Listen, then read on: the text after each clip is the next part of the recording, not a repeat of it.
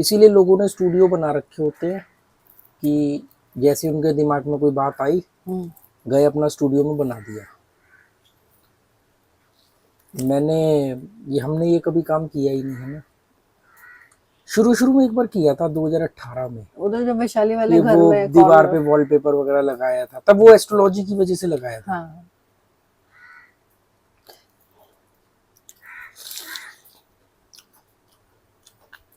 वो तो एक्चुअली वो पूरा तुम्हारा एस्ट्रोलॉजी का रूम बनाया था ना, जहाँ तुम बुक्स भी पढ़ते थे।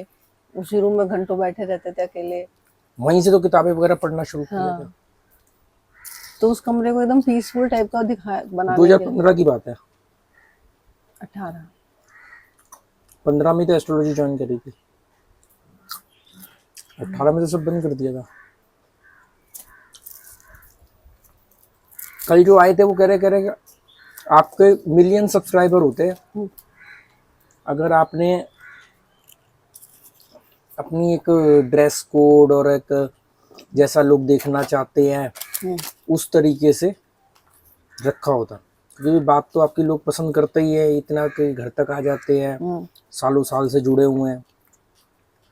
और उसको देखो उसके मिलियन सब्सक्राइबर है, ये वो। तो भाई आपका क्या है कि आप जैसा हो वैसा ही बैठ के वीडियो बना दिया, कोई आया मिलने वैसे ही मिल लिए, तो वो लोगों ने उस चीज़ की कदर नहीं करी। लोगों को हवा चाहिए।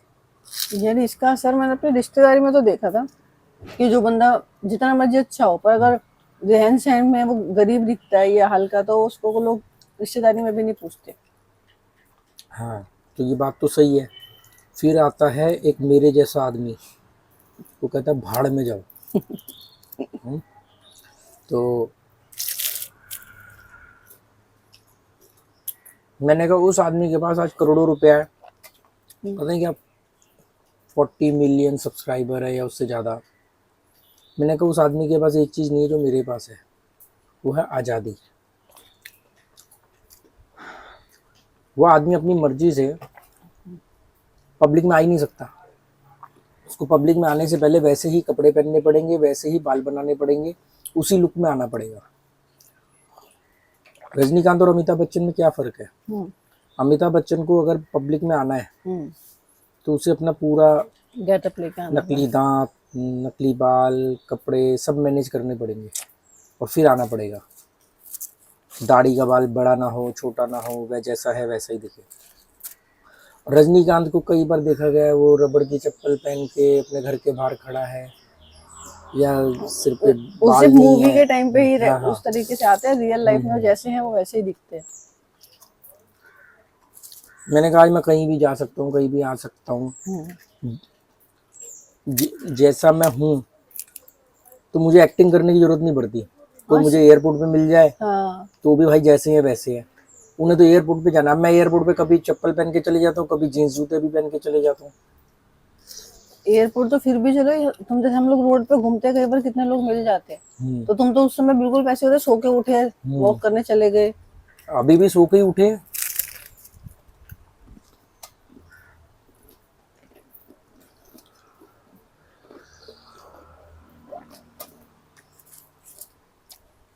एस्ट्रोलॉजी में इसको बंधन योग बोलते हैं, बंधन योग। हमें लगता है ना यार ये नेता है, वो ये सुपरस्टार, ये अपनी मर्जी से अपनी लाइफ जी नहीं पाते।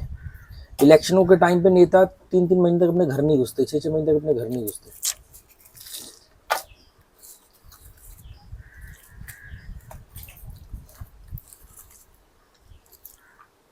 इसीलिए तो ये ब्लॉगिंग नहीं करते, क्योंकि ब्लॉगिंग करेंगे तो दिख जाएगा कि भाई ऐसी तो जिंदगी हम जी नहीं रहे। जो बातें बोल रहे हैं वो अपनी लाइफ में इम्प्लीमेंट भी हो रही है कि नहीं हो रही है।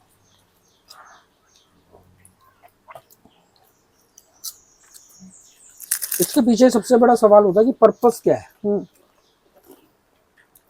तो मेरा तो पर्पस ना तो दुनिया बदलना है ना समाज बदलना है, समझी। जब आप कोई चीज सीखते हो, समझते हो, उस पर रिसर्च करते हो, उसका आत्ममंथन करते हो, तो आपके अंदर जो कंक्लूजन आते हैं ना उसकी एक एनर्जी होती है, वो आपको उगलनी होती है, किसी के आगे बोलनी होती है। ये होता है, आप किसी भी देखोगे ना कि जिसके पास ऐसी चीजें बातें होती हैं तो वो चुप नहीं बैठता, अब गुरु नानक जी के पास में उनके ऐसे सर्कल नहीं था, दोस्त नहीं थे, तो वो गाना गुनगुनाते थे, मतलब अपनी सारी जो विचार होते थे वो गीत के रूप में गुनगुनाते रहते थे। तो गुरबानी पूरी गीत के रूप में लिखी हुई है, गीत ही तो है गुरबानी, गुरु की बानी। तो उन्होंने गाते हुए ये बात बोली। कबीर ने दोहे के रूप में बोल दी, सुकरात ने जगह जगह चौपाल लगा लगा के बोल दी, चाय के खोखे पे कोई घर के नीचे 4 लोग इकट्ठे हो गए। ये तो बड़े लोग हैं। तुम वैसे भी देखो ना, अरे अरे बहुत बोलता है। तो ज्यादातर जो लोगों के पास थोड़ी सी समझ हो जाती है या उन्होंने ज्यादा पापड़ बेले होते ना, वो बहुत कम होंगे जो इंट्रोवर्ट होंगे।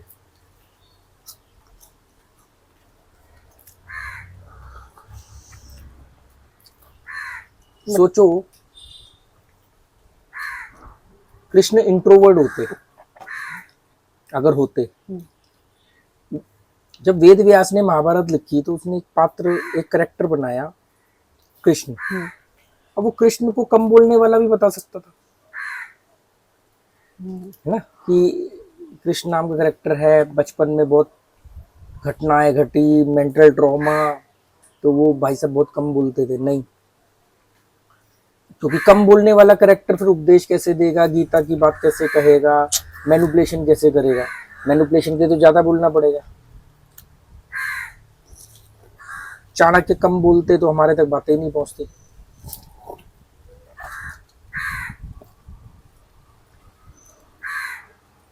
पर चाणक्य या ये जितने भी लोग थे, उनकी बातों से सबने थोड़ी फायदा उठाया।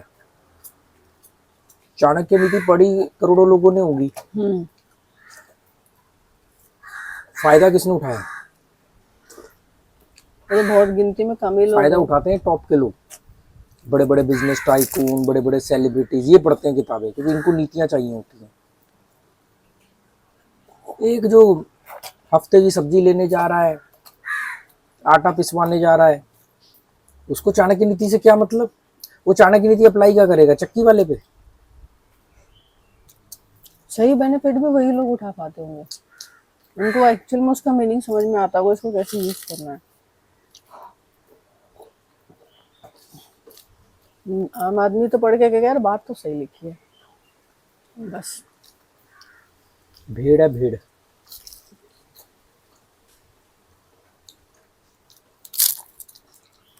स्टालिन ने कुछ कहा तो स्टालिन के पीछे लग गए, हिटलर ने कुछ कहा तो हिटलर के पीछे लग गए, गांधी ने कुछ कहा तो गांधी के पीछे लग गए। अपनी अकल तो लगाई नहीं इन्होंने कभी। कुछ लोगों को तो ये नाम और ये बातें ना सिर्फ कहीं बैठ के अपना रॉब जमाने में यूजफुल लगती है बस। जिस स्टालिन के पीछे पूरा देश लगा हुआ था, उस स्टालिन के मरने के बाद उसकी लाश में उसके मुंह के ऊपर बैठ के एक औरत ने पेशाब किया था। तो उसकी कितनी नफरत थी पब्लिक में।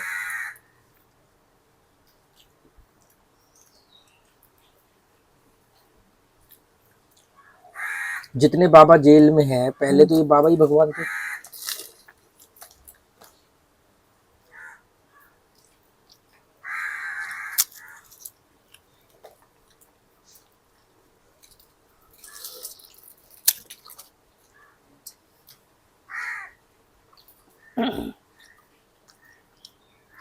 अच्छा, ये लोग मतलब समझते क्यों नहीं है? कई लोगों के घोटाले तक सामने आ जाते हैं तो फिर भी उनको समझना मानने में फर्क नहीं आता।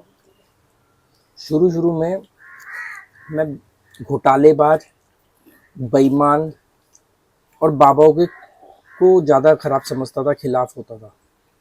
अब मुझे लगता है कि पब्लिक मूर्ख है, पब्लिक के खिलाफ होना चाहिए। वो तो सही कर रहे हैं ना। चाणक्य ने बोला जब तक मूर्ख होंगे धूर्त राज करेंगे। अब एक आदमी के पास थोड़ी सी समझ ज्यादा है, उसको दिख रहा है कि 100 लोग गलत कर रहे हैं, तो उसमें 2 तरह के लोग आते हैं। एक आते हैं गांधी जैसे, बुद्ध जैसे। गांधी को भी कंसिडर ना करो, बुद्ध को कर सकते हो आप।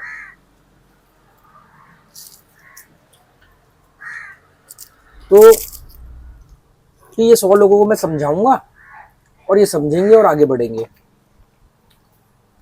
और एक आदमी कहता है भाई इन्हें तो समझाया जा नहीं सकता, मैंने कोशिश करके देख ली, इनका फायदा ही उठा लेता हूँ। अब ये कहीं नहीं लिखा कि 100 लोगों की गलती की कीमत एक आदमी भी नहीं उठाए। हम उठा रहे हैं ना। जब ज्यादा क्वांटिटी के लोग नेता चुनते हैं और ज्यादा क्वांटिटी के लोग मूर्ख होते हैं, ज्यादा क्वांटिटी के लोग जात के ऊपर, धर्म के ऊपर, पैसों के ऊपर वोट देते हैं, उनकी सजा वो भी उठाता है जिसको मालूम है कि यार ये आदमी गलत है, इसका पावर में आना नुकसान होगा, देश का नुकसान होगा। वो आदमी को मूर्ख पावर में ले आए जातिवाद के ऊपर। अब वो मूर्खों की कीमत वो भी उठा रहा है। तो वो कहता है ठीक है, फिर जिसमें थोड़ी समझ होती है फिर वो कहता है ठीक है, बेवकूफ़ लोगों को मैं क्या करूं। अगर हिंदुस्तान में आज भी बहुत सारे लोग फ्री का अनाज खा रहे हैं तो इन्होंने सवाल थोड़ी पूछे, सवाल करने की क्रिटिकल थिंकिंग तो खत्म कर दी इनकी कि भाई देश आजाद किया, तुम तो लड़े थे, मरे थे, बड़ी बड़ी बातें करके आए थे। अरे तब छोड़ो, अभी भी हर बार मैनिफेस्टो लेके आते हो।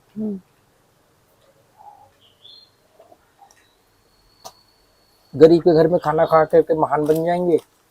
मतलब इनसे सवाल नहीं पूछ पा रहे कि भाई इतने सालों में बाढ़ तुम कंट्रोल नहीं कर पाए। कुछ नहीं करना था, नदियों को आपस में इंटरकनेक्ट करना था, क्योंकि हिंदुस्तान एक ऐसा देश है कि जहां पर एक ही वक्त पर बाढ़ भी होती है और एक ही वक्त पर सूखा भी होता है। नहीं कर पाए। बाहर के देशों ने, विकसित देशों ने अपनी गंदी सड़ी हुई नदियों को एकदम साफ कर दिया। इनके सारे प्रोजेक्ट फेल हो जाते हैं।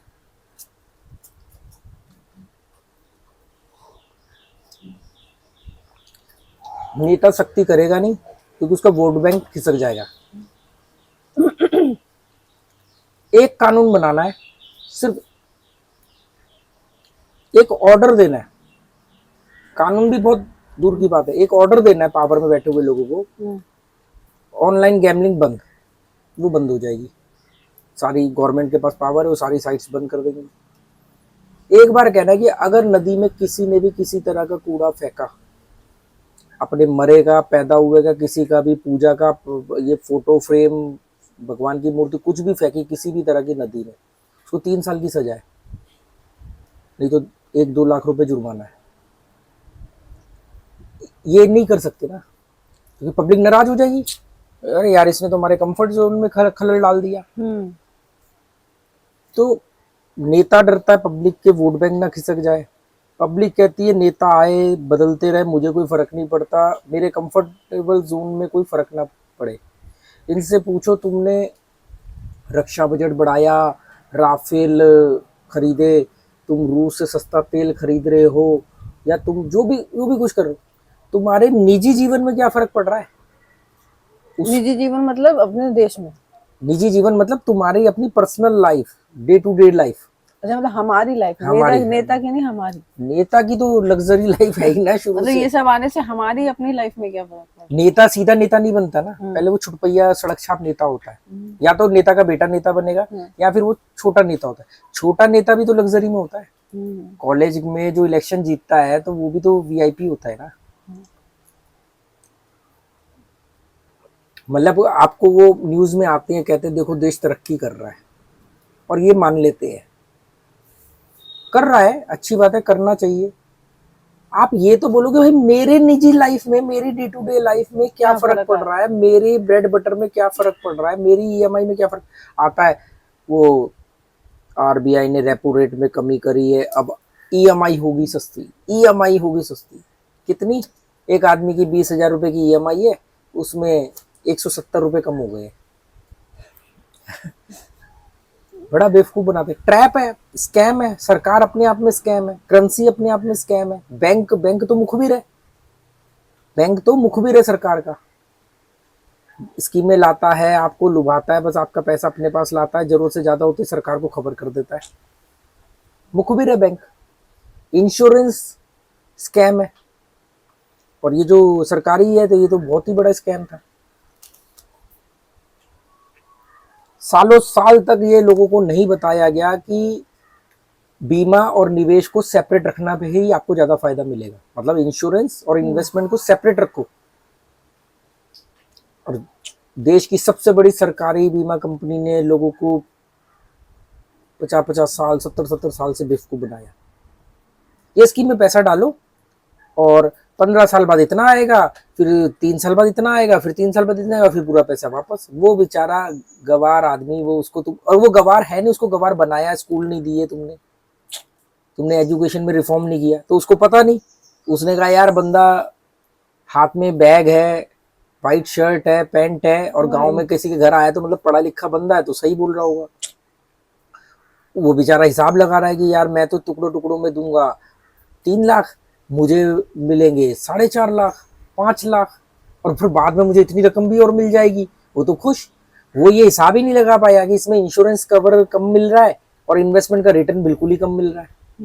अभी अगर उसको बोलते कि सेपरेट निवेश करना है तो जाओ आप स्टॉक मार्केट में, शेयर मार्केट में जाओ, शेयर मार्केट आज की तो है नहीं, निवेश करना है तो और भी बहुत सारे, अरे सबसे सेफ जिसे मैं कहता हूँ कि नहीं करना चाहिए, एफडी में भी करोगे तो महंगाई दर से 1% ही कम मिलेगा, पर बीमा में जो मिलता है निवेश प्लस इंश्योरेंस, उसमें तो और कम मिलता है। वो नहीं बताया उसको, क्यों नहीं टर्म प्लान का प्रचार किया गया, क्योंकि उनको मालूम है कि टर्म प्लान में ये देगा कम और लेगा ज्यादा। तो टर्म प्लान का तो प्रमोशन होता ही नहीं हमारे इंडिया में। अब जाके थोड़ा बहुत होने लगा जब विदेशी कंपनी आई है या इंटरनेट आया, लोगों को पता चला है। मतलब सालों साल तक, 70 साल तक लोगों को आपने बेवकूफ बनाया इंश्योरेंस के नाम पर। आपने उसकी बचत, सारी महीने की कमाई ले ली इंश्योरेंस के नाम पर, बीमा के नाम पर। टर्म प्लान में इसलिए वो नहीं करते कि भाई वो उसका प्रीमियम कम आता है और जब देना पड़ता तो ज्यादा देते हैं। टर्म प्लान में जीते जी कुछ नहीं मिलेगा और प्रीमियम होगा बहुत थोड़ा। मतलब 1 करोड़ का टर्म प्लान लोगे तो बहुत थोड़ी रकम जाएगी, पर 1 करोड़ का वैसे अगर आप इंश्योरेंस लोगे जिसमें रिटर्न मिलेगा वो बहुत बड़ा प्रीमियम होगा। तो आप थोड़ी रकम दे रहे हो और मर गए आप तो आपको बहुत बड़ी रकम आपके परिवार को देनी पड़ेगी। इंश्योरेंस का मतलब तो यही है ना, तो नहीं बताया इन्होंने। हाँ, जब हम आज से मतलब 8-10 साल पहले तक करा रहे थे कंटिन्यू ना, कई साल तक कराया था तुम्हारा, तो 50 लाख का 5-6 हजार रुपए। जब मैं साइकिलिंग पे गया था तो मैं 50 लाख का टर्म प्लान लेके गया था ना, कि अगर मर गया रास्ते में तो तुम्हें मिल जाएगा। तो उसका 5,000 रुपए समथिंग हम लोगों ने पे किया था। तो ये मैं बता रहा हूँ कि इंटीग्रिटी इतनी कम। अच्छा, नेता मंगल ग्रह से तो आए नहीं, इन्हीं में से तो नेता बनते हैं। अब ये देख, पूरा का पूरा ये देश का कुछ नहीं हो सकता। उसका कारण क्या है कि आप सरकार को भ्रष्ट नहीं कह सकते, आप सरकारी बाबू को भ्रष्ट नहीं कह सकते, आप प्राइवेट सेक्टर में करप्शन की बात गलत नहीं कह सकते, क्योंकि करप्शन तो आपके घर से शुरू हो रहा है ना। एक बच्चा करप्ट बनेगा या नहीं बनेगा ये तो माँ बाप डिसाइड करेंगे। नैतिकता पढ़ने के लिए क्या स्कूल में ही जाना पड़ेगा? स्कूल में नैतिकता नहीं सिखाते, नैतिकता सिखाते हायर एजुकेशन में, यूपीएससी वगैरह पे जाके आपको एथिक्स वगैरह पढ़ाया जाएगा। तब तक तो उसकी तब कंडीशनिंग तक वो इतना पक चुका होता है कि वो सब पढ़ने के बावजूद भी वो बड़े बड़े आईएएस ऑफिसर घोटालों में पकड़े जाते हैं। लाइट गई थी ना शायद। क्या चला है? टीवी?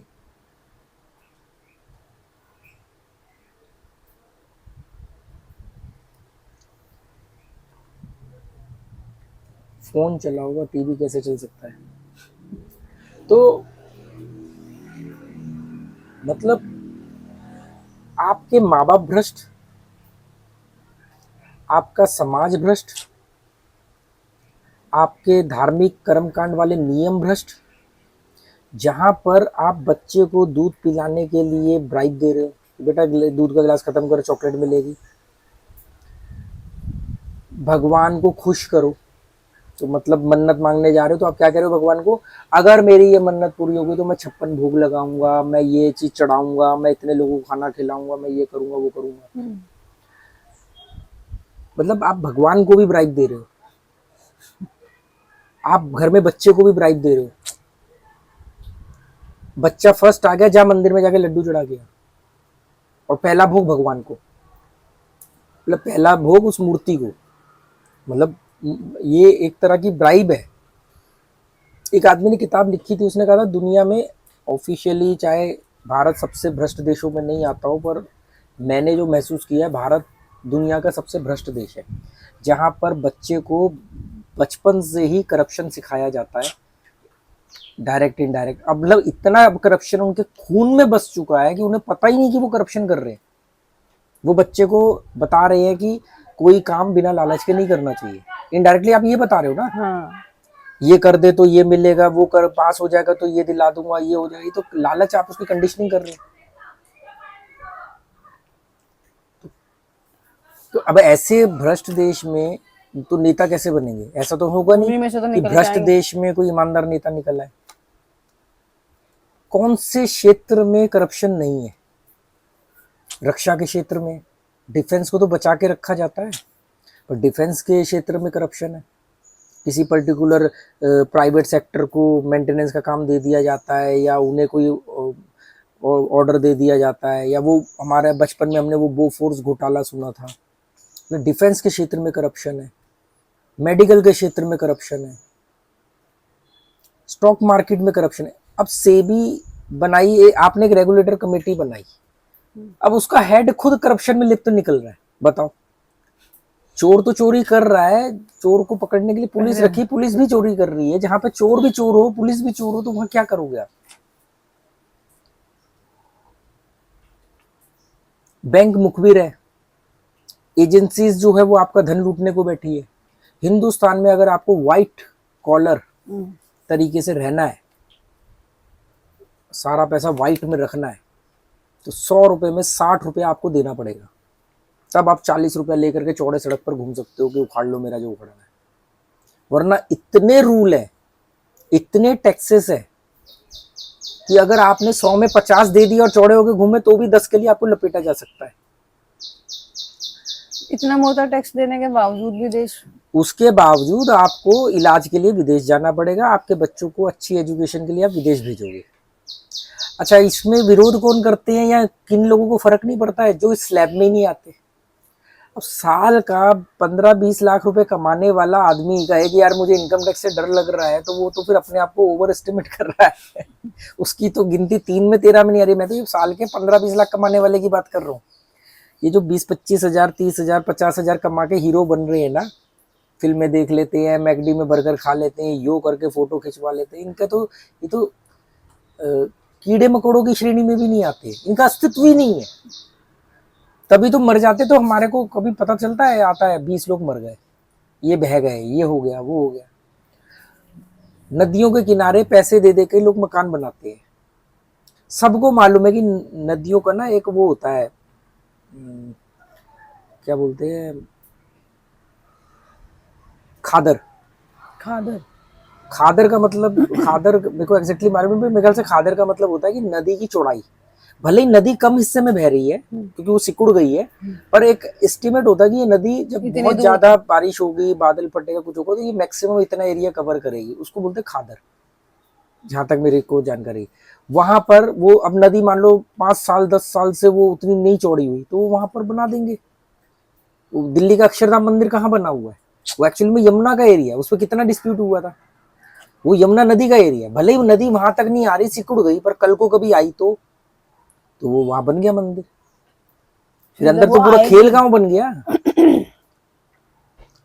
जब कभी इतना पानी आया तो फिर वो दूसरी जगह नुकसान पहुंचाएगा। नदी सुनने वाली क्या किसी की? वो तो अपनी पे आएगी, तो फिर तो तुम्हारा करप्शन वरप्शन सब धरा रहेगा। तुम्हारे करप्शन की कीमत तुम भुगतोगे या तुम्हारे लोग भुगतेंगे? नेचर थोड़ी भुगतेगा। नेचर तो मनमौजी है, नेचर को ना तो पॉल्यूशन से मतलब है, ना गंदगी कचरे से मतलब है। मतलब मैं कल जब वो सब्सक्राइबर के घर जा रहा था, तो रास्ते में पैदल पैदल गया मैं, 1 किलोमीटर है, 1100 मीटर। रास्ते में कई जगह ना कूड़ा पड़ा हुआ था और मुझे कूड़ा चुभ रहा था। पहले भी कूड़ा पड़ा रहता होगा, मुझे चुभता नहीं होगा, पर अब मुझे चुभने लगा, क्योंकि मैं ऐसी जगहों पर ज्यादा रहता हूँ जहां पर अगर आपको गलती से कोई पाउच भी मिल गया ना, तो वो अटपटा लगेगा। और मकाऊ, तू तो गई है मकाऊ, मकाऊ में तो ऐसे लगता है हर वक्त सीमेंट की फर्श